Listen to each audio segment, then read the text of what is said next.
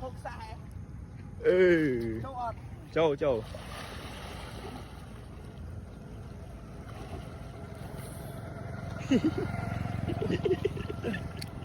Chọc mà. Rầy sọt.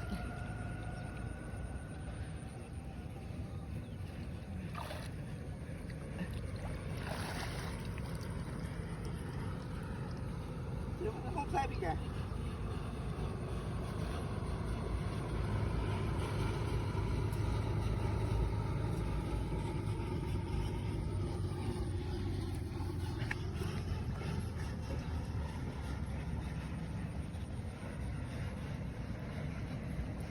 Mới chặt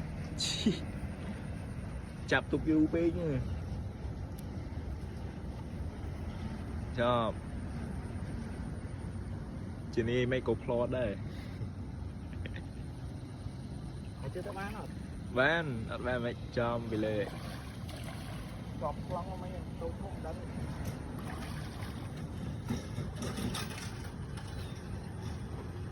rồi cuốn tốt ơi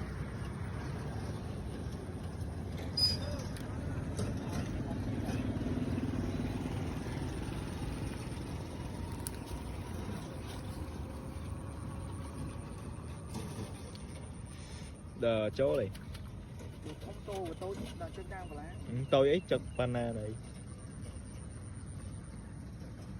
chẳng nghĩ đuôi bay nộp đai buôn nộp đáy này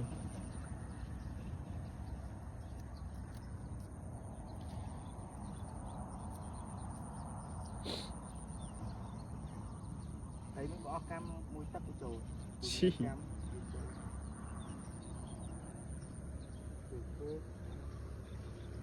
nhẹ nhẹ vẫn sẽ đánh nha ô chờ đây vẫn đây này ngoài coi chắc cái cuốn là lịch cái cuốn mà mình thấy thông cái đấy chào